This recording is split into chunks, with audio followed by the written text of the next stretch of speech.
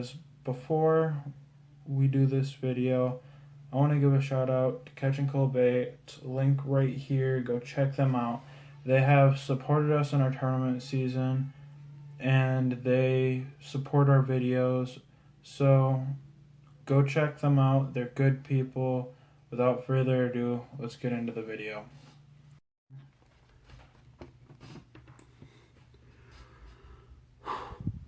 Okay guys, it is Fishing ND back here, and today we're here to talk about the Abu Garcia Aura S, the Aura S30 in particular. So this is a fairly cheap reel. It's only 70 bucks, and it's well worth the money. It's got a 5.8 to 1 gear ratio, and it's got a 7 ball bearing system, 6 forward, 1 reverse. It's extremely smooth, like extremely smooth. Fairly easy to maintenance. Actually, it's really easy to maintenance. It's got a C6 carbon body, which would be all of this right here and all of this stuff, and it's got an aluminum spool, which would be this right here, and it's got a carbon metric hybrid drag system that is super smooth, like really smooth. I'll show you guys here in a second just how smooth it is.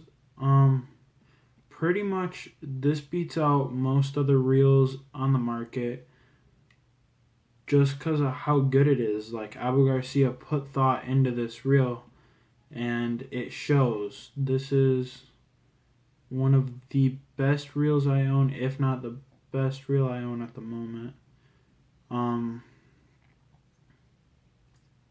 Yeah, I love this reel. I use it mainly for doing wacky rigs or weightless stuff, because with the 15-pound braid I've got on here right now, it casts super far. You can't beat it. When I'm throwing a crankbait, it casts extremely far. I can get this, I don't know, I'd have to get, maybe I'll do that for you guys this summer. Take my rangefinder out and then figure out just how far I can cast with each bait. But it casts super far. It's extremely smooth, has an extremely smooth drag, and it's only 70 bucks. So it's obviously like a good reel. Plus, I mean, I abuse my stuff. Like, I've got marks all over this thing, but it's never once broken. It's never gotten an eagle's nest, I guess, as Larry the Legend would say, in its spool. It has been extremely reliable. So,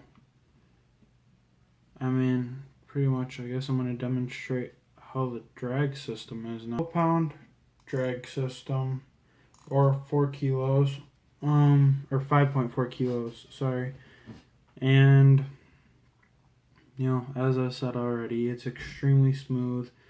You don't, like, there isn't too many times where, like, I've had reels, I had a yellow reel, I threw it away, because it just sucked. It looked nice, it looked like a nice reel, but it sucked. Actually, one time I went to fight a steelhead, the reel had completely locked up and broke me off on like 25-pound braid. That was bad. That was really bad. It does have anti-reverse. One of the only downsides to this reel, this is bugging me.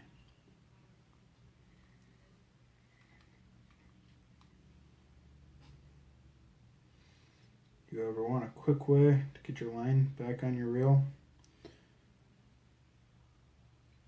Bam. It's got an anti-reverse. One of the only downsides is like it's got a little bit of play. Not much, but it's got a little bit. It's not something like you're gonna notice out on the water when you're fishing. You're not gonna notice it, and you're never like before. I gotta tighten that back up. Before you're actually ever going to break anything, you will hit, like, your screw will start to come undone, which I don't know if you guys would consider that a good thing. I would, because then you know you're not breaking your shaft or anything inside of there. But with the spinning reel, you've often got screws, and oftentimes if you are trying to go back, it's going to cause the screw to come undone before it ever actually breaks anything, which is a good thing. I don't know. I've never heard any stories of anybody just completely flying back with it and causing anything to break. I don't use my reverse at all. I know there are some guys that do all the time. I can't. Like, my brain doesn't go backwards like that. I don't know how guys do it. But there is the reverse. The reverse switch is right there. And it's extremely smooth in reverse too. Not as smooth, but extremely smooth, because you've still got 7-ball bearings acting on the actual shaft. It's just you've only got one specially made to go in reverse. And yeah, it's got a steel shaft in the inside, which I'm probably not going to show you because I don't want to get into taking my reel apart. And it's drag, you just tighten it. Or that's loosen, that's tighten. Normal, if you've got a front drag system, that's completely normal, that's how you tighten. At 6 pounds for mono captivity, you can hold 225 yards, and at 10 you can hold 140. I've never exceeded max. Right now I've got 15-pound braid. I did 150, I think the 15-pound. I've got some 10 down there I can look at to give you a rough estimate, but I think it had like a 6-pound diameter, and I only had 150, so it went on quite nicely. And I've never used mono on this. Don't think I ever would. I don't like mono if I don't have to use it. Some reels it's like, well, and then some reels it's like I'm only gonna put braid on it because I know where I put my wacky rigs when I cast them, and you know, you just you just can't chance something like that. Like, I've casted wackies into trees and stuff, but I'm not talking about me fishing with a wacky rig. We're talking about the reel. Obviously you can switch sides from right to left. I just showed you. All you got to do, unwind it. There's a little screw, and it comes out, and then you would just pull this cap off that side and push it out, or push it out with your shaft would probably be easier.